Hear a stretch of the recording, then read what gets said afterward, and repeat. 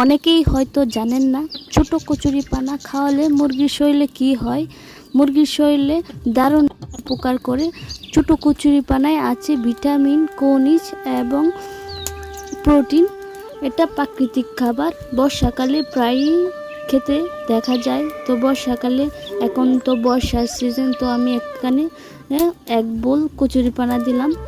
এই ছোট কচুরিপানা খেলে ক্যালসিয়ামের কাজ করে।